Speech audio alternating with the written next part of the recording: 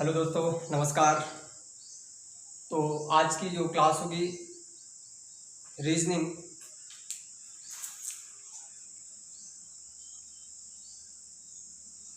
और रीजनिंग में हम लोग पढ़ेंगे दिशा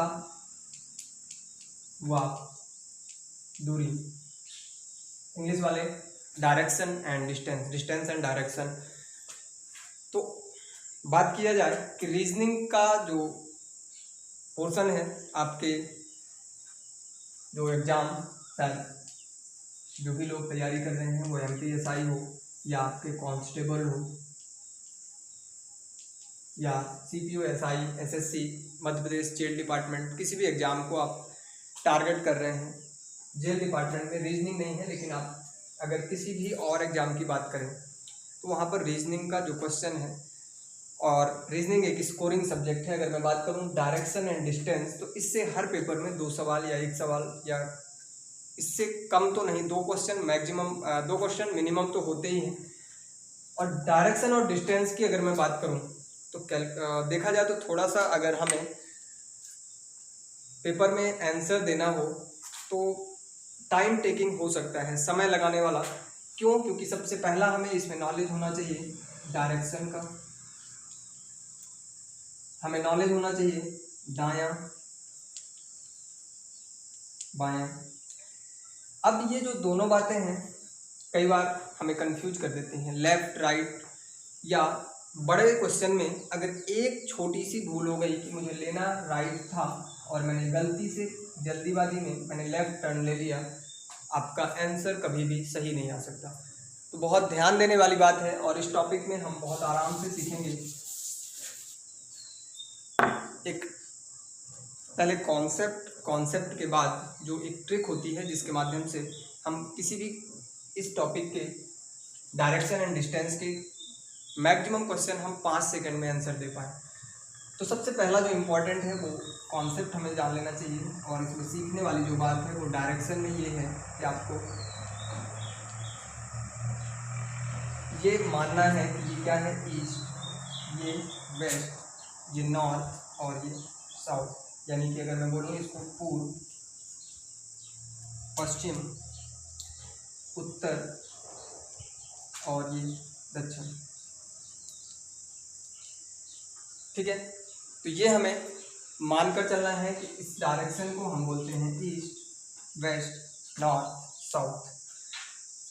इन्हीं के बीच से अगर यहाँ से मैं बोलूँ तो इसको बोलते हैं नॉर्थ ईस्ट, इसको बोलेंगे साउथ ईस्ट, और यहाँ से साउथ वेस्ट और नॉर्थ वेस्ट। यानी कि उत्तर पूर्व,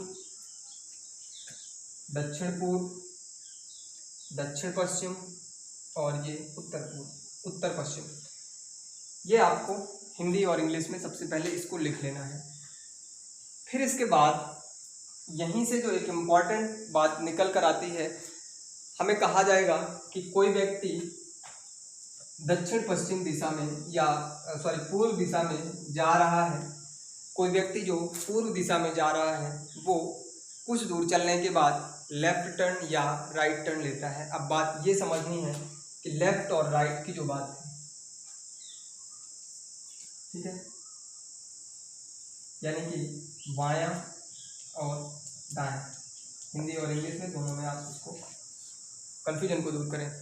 फिर इसके बाद बात आती है कि लेफ्ट मुड़ना है तो किस तरह से। तो हम एग्जाम में अक्सर क्या करते हैं कि जैसे मैं ये खड़ा हूँ, पेपर जो स्क्रीन मेरे सामने है, और जब पेपर में ऐसा आता है लेफ्ट और राइट, तो मैं अपने आप को एज्यूम करता हूँ कि मैं चल रहा हूँ, मैं पूर्व में जा रहा हूँ, फिर मैं लेफ्ट मुड़ा, फिर मैं राइट मुड़ा। ये सारी बातें जो हैं, तो ये हम अगर एग्जाम में एक्सपेरिमेंट करने लगे तो बात बिगड़ सकती है। हमें कॉन्सेप्ट के साथ आंसर देना आना चाहिए। तो सबसे पहली बात है कि अगर मैं पूर्व में जा रहा हूँ, मैंने कहा राइट मुड़ो, तो आपने कहा ये राइट होगा। अगर मैं दक्षिण में जा रहा हूँ, आपसे कहा राइट मुड़ो, तो आप बोलेंगे ये राइट होगा। वेस्ट में जा रहा हूँ, आपसे कहा राइट मुड़ो, तो आप बोलोगे ये राइट होगा। और नॉर्थ में जा रहे हैं तो आपसे कहा जाए राइट मुड़ो, तो आप बोलेंगे कि ये डायरेक्शन राइट की होगी। मतलब अगर इस दिशा में हूँ तो ये राइट, इस दिशा में हूँ तो ये राइट, इधर हूँ तो ये राइट, और इधर जा रहा हूँ तो ये राइट। बात समझ में? अब इसी कॉन्सेप्ट को देखते हुए एक बात आपके सामने दिख रही होगी। ऐसे अगर मैं चलता जाऊँ तो राइट जो भी पड़ रहा है सभी का राइट इसी दिशा में जा रहा है। यहाँ से आप जाएंगे तो भी इसी दिशा में, यहाँ से आप जाएंगे तो भी इसी दिशा में। मतलब कि अगर आप किसी भी दिशा में जा रहे हो, वो ईस्ट हो, वेस्ट हो, नॉर्थ हो, साउथ हो, यानी कि पूर्व पश्चिम उत्तर दक्षिण, उत्तर पूर्व दक्षिण पूर्व दक्षिण पश्चिम, कोई भी दिशा हो, राइट मूवमेंट की बात कर दिया यानी कि दाएं मुड़ने के लिए बोल दिया तो ध्यान रखना आप क्लॉकवाइज डायरेक्शन में आपको मूव करना है, यानी कि घड़ी की सुई की दिशा में।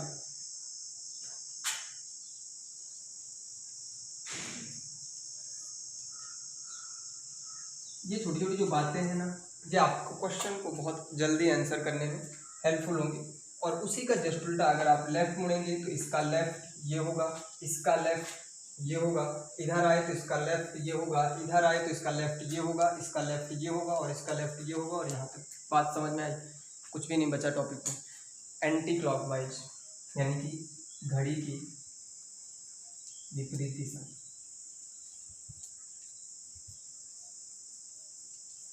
कब? जब लेफ्ट मूवमेंट की बात। अब लेफ्ट राइट का कंफ्यूजन जिसको भी हो तो घड़ी की दिशा और घड़ी की विपरीत दिशा इसमें नहीं होना चाहिए। अगर इसमें भी है तो आप अपने आप को एक कॉम्पिटिटर ना समझें, ठीक है? मजाक कर रहा हूँ, दिल पे ना लें। मिटा दें इसको, बन गया होगा।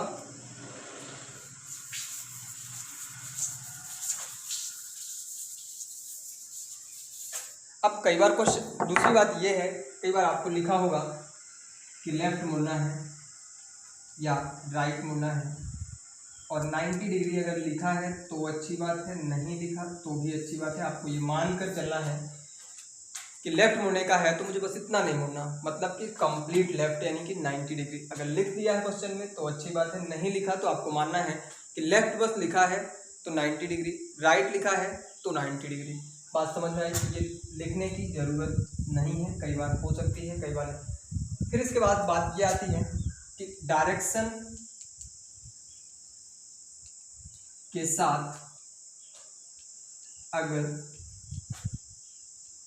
डिस्टेंस दिया हो और आपसे आखिरी में केवल किस दिशा में मुंह करके खड़ा हो, किस दिशा में अब वह जा रहा है, तो आपको इस डिस्टेंस को कैलकुलेट करने का या इस डिस्टेंस को कंसीडर करने का कोई काम नहीं होता। फॉर एग्जाम्पल एक क्वेश्चन लिखिए,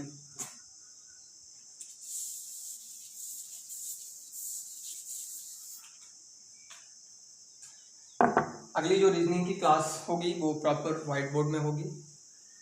थोड़ा सा असुविधा वहाँ पर अभी कुछ काम चल रहा है, इस वजह से आपकी क्लास डिस्टर्ब ना हो, इसलिए मैंने यहाँ पर आपके साथ आज क्लास किया। तो चलिए बात करते हैं। लिखिए, राम दक्षिण पश्चिम दिशा में चलना प्रारंभ करता है, या पश्चिम में लिखिए, अभी इतना कॉम्प्लिकेटेड नहीं। राम दक्षिण दिशा में चलना प्रारंभ करता है। 5 किलोमीटर चलने के बाद 5 किलोमीटर चलने के बाद वह अपने दाएं मुड़ जाता है।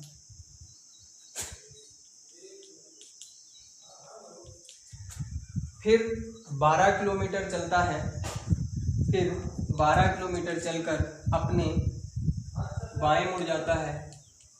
फिर 14 किलोमीटर चलकर पुनः दाएं मुड़ता है। फिर 20 किलोमीटर चलकर दाएं मुड़ जाता है। आखिरी में आपको बताना है कि वह किस दिशा में, अब किस दिशा में जा रहा है। तो आप एक बात बताइए कि अगर वह दक्षिण में जा रहा था, फिर इधर गया, कहीं भी गया, कुछ भी किया, ये डिस्टेंस आप कैलकुलेट करने की कोई बात नहीं। उसने पूछा ही है कि किस दिशा में जा रहा था। ये जितनी की जितनी डिस्टेंस दी गई हैं आपको कंफ्यूज करने के लिए दी गई हैं। लास्ट में आप जाइए कि डिस्टेंस का कोई रोल ही नहीं है। जब मेरे से दूरी पूछा ही नहीं तो मैं दूरी को शुरू से कंसीडर क्यों करूं? तो सवाल को पढ़ते समय ये ध्यान रखना है कि हमें इसमें डिस्टेंस नहीं लेना। अब बात आती है कि आपके साथ फिर भी सॉल्व करने के लिए ये डायग्राम दाएं बाएं ये वो सब करना तो पड़ेगा, तभी तो आप कर पाएंगे। आपने अपने हिसाब से बहुत प्यारा से ये डायग्राम बनाकर आंसर अपने सामने रख लिए होंगे, उसको भी मैं थोड़ा सा और आसान बनाने की कोशिश करूँगा। मेरा एक जवाब आप दीजिए कि अगर आप चल रहे हैं, मैंने कहा दाएं मुड़ो पुनः बाएं मुड़ो, आपकी स्थिति में कोई परिवर्तन, तो जवाब आएगा नो सर। मैंने कहा एक बार राइट देन लेफ्ट, आपकी स्थिति में कोई परिवर्तन नहीं। मैंने कहा एक बार राइट देन राइट, आप बोलेंगे सर 180 डिग्री मूव हो गया। मैंने कहा एक बार लेफ्ट अगेन लेफ्ट, आप बोलेंगे 180 डिग्री मूवमेंट हो गया। मतलब कि अगर लेफ्ट और राइट दो एक साथ हो जाए तो मेरी स्थिति में कोई बदलाव नहीं आएगा, मैं जिस दिशा में जा रहा था उसी दिशा में। तो आप काउंट कर लीजिए, पहले वह अपने दाएं मुड़ता है, फिर वह बाएं मुड़ जाता है, फिर दाएं मुड़ता है और फिर दाएं मुड़ता है। आप बहुत प्यारा सा डिजाइन बना के आंसर देंगे। मैंने कहा कि दाएं मुड़ के बाएं मुड़ा जनाब, कोई परिवर्तन नहीं, 2 बार बाएं मुड़ा यानी 180 डिग्री चेंज हुआ, दक्षिण में जा रहा था उत्तर में जा रहा है। ये आंसर देने की कला है। मैं कहता हूँ 100 बार उसको घुमा दो, दाएं बाएं राइट फाइट कुछ भी कर दो, मैं काटता जाऊंगा और लास्ट में देखूंगा। अच्छा मैंने कहा 3 बार अगर दाएं बचा होता तब क्या करते, कुछ भी नहीं करना था, 180 यहाँ का मैं जोड़ लेता, उत्तर में आ गया, उत्तर से दाएं जाना है मतलब कि क्लॉकवाइज पूर्व में आ गया। बहुत स्पीड से ऐसे आंसर देने होते हैं। ठीक है, कुछ और सवाल लेकर देखते हैं, उम्मीद करता हूँ आपको समझ में आया होगा।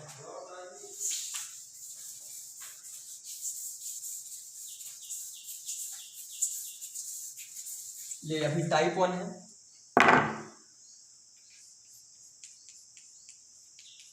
ठीक है, क्वेश्चन लिखिए, ए अपने घर से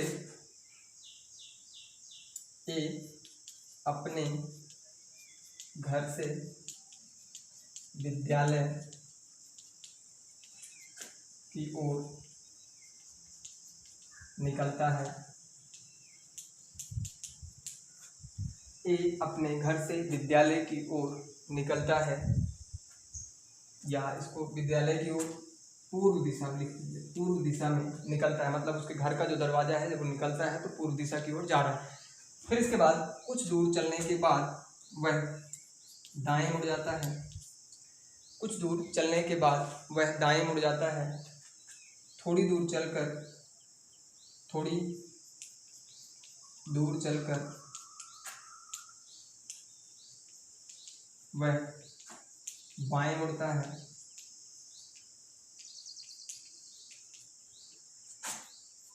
फिर दाएं मुड़ता है,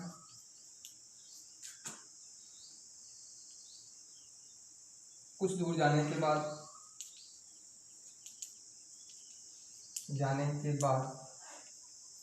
वह पुनः बाएं मुड़ जाता है, आखिरी में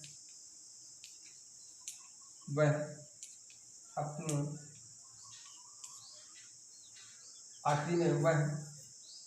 पीछे